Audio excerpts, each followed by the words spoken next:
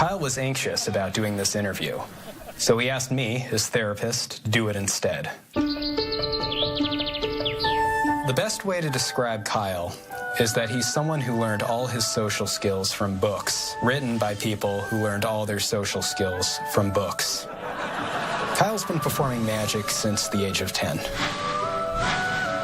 Kyle does magic because he has a latent and persistent compulsion to lie. To help Kyle overcome stage fright, we intend to build him up gradually. First, he'll perform for inanimate objects, then fish, then parrots, then flamingos, and then finally asbestos. I think that Kyle will be able to perform for Penn and Teller. The therapy has never failed, and I have no doubt that he will flourish. Well, thank you for the interview, and I wish him the best tomorrow. Good night.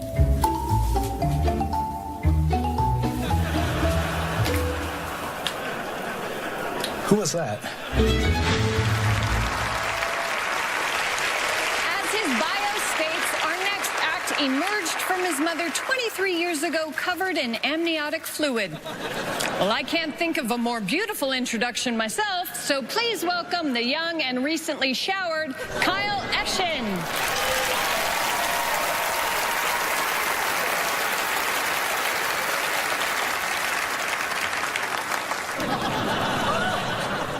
So obviously, I'm a magician. I think that's the third best thing about me. The second being my hygiene. The first being the fact that I'm not an arsonist. I got my start at children's birthday parties. I'd say clever things like, "Hey kids, which hand holds the shrimp?" Wrong, you're all flawed human beings. They all loved me, though not everyone has been so enamored with my act. For instance, and this is a true story, after one show, a woman walked up to me and said, "You're rather socially awkward on stage. Do you have Asperger's?"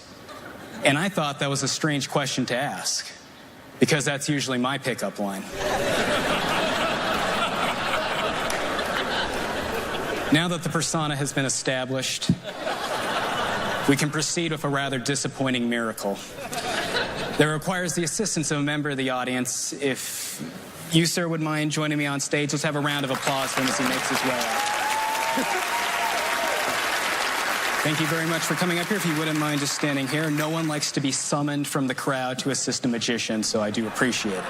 This trick requires a very special prop, which I keep in a very special place.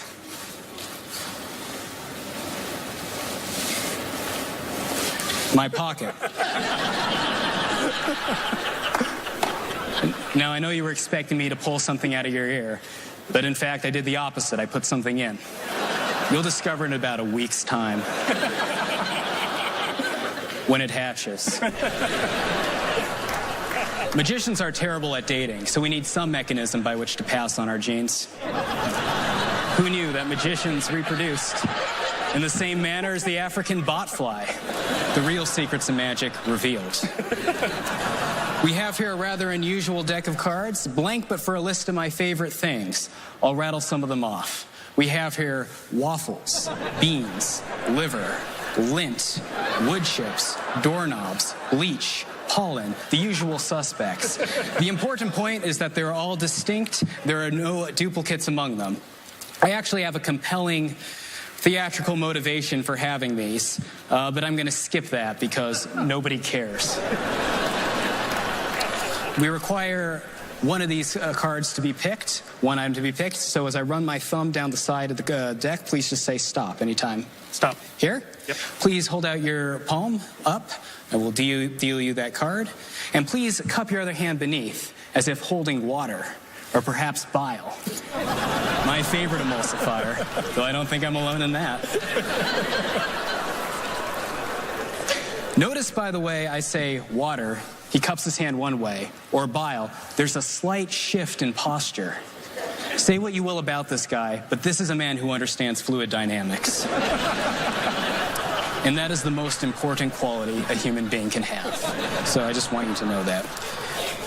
We have here a silk handkerchief, the last remaining prop, and I will Non-verbally display the fact that it is empty by flinging it several times toward the gentleman. Now that I've established dominance,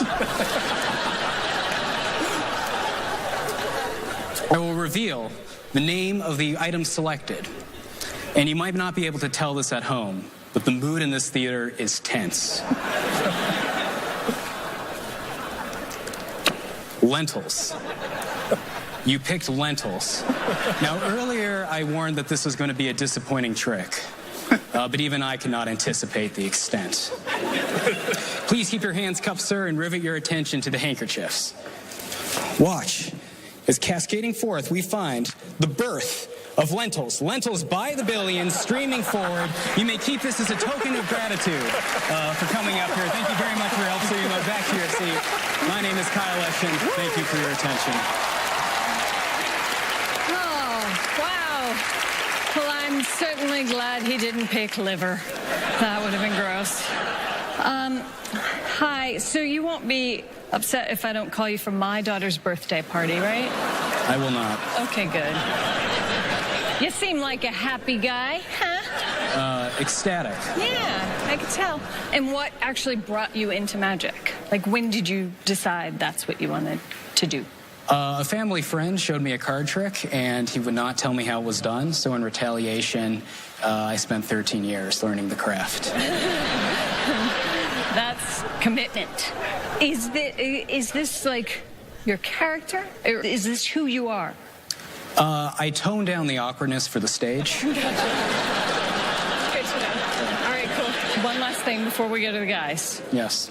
Do you have any recipes that you can do with the lentils? I eat lentils dry, although they're good seasoned with a little bit of saline.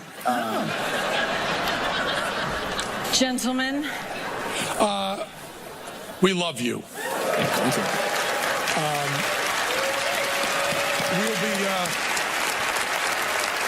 And we are going to be seeing you everywhere for the rest of our lives.